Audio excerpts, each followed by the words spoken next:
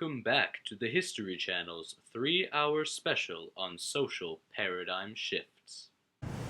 Now, taking a more serious note than our last featured paradigm that we talked about, this particular shift was overwhelmingly negative and resulted in one of the bloodiest times in human history. We have found a recording from a radio broadcast from 1938 Nazi Germany featuring an anti-Semitic advertisement warning the German public about the supposed threat of the Jews. We caution you to remember that the views and opinions expressed in the radio ad are not the views of the researchers and of the network here, that they're an outdated view of the religious group and are thus no longer held in the majority opinion. Guten Abend, Landsleute. Heute ist der 26. September 1938. Ich bin Elise Mansfeld und Ihr Gastgeber heute Abend für die Nachrichten des Dritten Reich. Heute Nachmittag am Berlinischer Biergarten gab unser Führer noch ein herzzerreißendes Gespräch.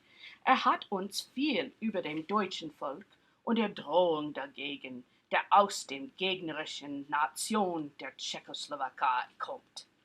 Der Führer sprach davon, wie Herr Benes plant, die umliegenden Nationen im Angriff Deutschland zu zwingen. Aber sie brauchen keine Angst haben. Sie brauchen überhaupt keine Angst haben. Unser deutsches Volk wurde von starken Menschen gebaut, die unter der Führung, das heißt unsere ruhmreichen Führer, nicht besiegt werden. Allerdings stehen wir vor einer neuen Bedrohung. Eine Bedrohung, die nicht nur in Deutschland, sondern in Berlin selbst vorhanden ist.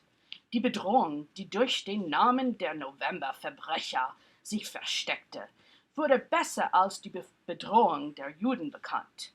Bedrohung der Juden bekannt. Diese Juden sind eine arrogante Rasse. Desto größer ist der jüdische Einfluss, desto sicherer fühlen sie sich. Und je mehr unheilvoll und deutlicher ihren Charakter und ihre Ziele werden, Stolz, Intoleranz und Überlegenheit und ein Antrieb für die Weltherrschaft sind immer dabei. Die Juden selbst haben mehrere spitze Beispiele zu diesem Thema angeboten. Der Jude Herr Dr. Duschak schrieb, die Welt kann nicht ohne den Juden existieren. In der Werte des Jude Herr Dr. Bernhard Kohn wurde gesagt, wir können unseren Kopf hochtragen und insbesondere Respekt fördern. Wir müssen nicht nur gleich behandelt werden, aber besser behandelt werden. Wir verdienen den besonderen Respekt von anderen. Meine Güte, Leute. Wir haben in den Lokalen heute mit Fräulein Freida Bauer, ein netter Teenager und Teil einer Hitlerjugendgruppe gesprochen. Und sie erzählt uns heute jetzt über ihre Erfahrungen mit einem Juden in der Schule. Hallo Frieda, Heil Hitler! Heil Hitler, wie geht es Ihnen heute? Sehr gut, danke. Würden Sie jetzt uns etwas über Ihren Schultag mit einem Juden erzählen? Ja, gerne, Fräulein Mansfeld. Als Schüler finde ich es sehr störend, einen Juden in der Lernumgebung zu haben. Seine unorthodoxen Kleidungen und einheitlicher Kostüm sind ein Dorn im Auge, aue, vor allem bei Prüfungen in den Klassen. Er weigert sich, die Freundlichkeit seiner Kommilitonen, wenn sie fordert ihn auf, Sport zu treiben, und in seinen seltsamen Büchern alleine zu arbeiten. Ganz alleine. Ich finde es ganz unhöflich. Selbst dann wäre es in Ordnung, aber dieser Junge ist zu arrogant. Und seine Arroganz kommt aus seinen Büchern, seine bestimmten Bücher. Unheilbar. Persönlich glaube ich, dass er nicht erlaubt soll, die Schule zu besuchen. Sehr interessant. Sagen Sie mir, was würden Sie tun, Fräulein Freida? Ich würde separate Klassen für Juden und seine Art, gleichermaßen haben, abgesehen von den reinen Arier wie wir. Wir verdienen unsere eigenen Klassen ohne solche Verseuchung. Ich sehe zu. Und es ist mir klar, dass Sie sind auch eine sehr intelligente Frau, Schülerin. Eine sehr intelligente Frau und Schülerin. Ihre Eltern müssen unbedingt stolz auf Ihnen sein. Vielen Dank, Fräulein Mansfeld. Oh, Heil Hitler! Gern geschehen. Also, Leute, da haben Sie es.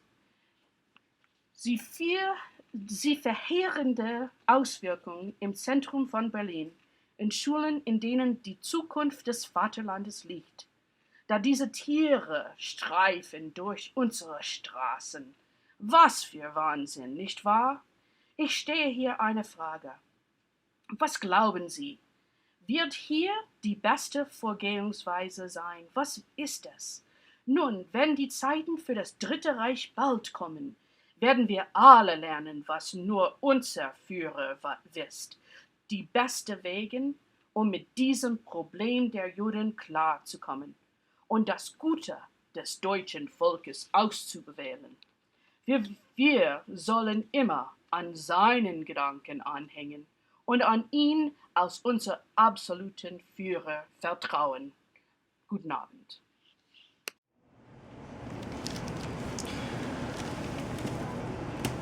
Social paradigms, or as you could hear from the radio broadcast, do not only involve what is simply popular or seem cool in the modern world. It is a movement of people's beliefs and morals which can sometimes be extremely negative and violent. As we continue with our special, take time to remember, was it or is it truly a step forward or a step back, giving way to our darkest emotions? After the break, the History Channel's 3-hour special on social paradigm shifts will continue.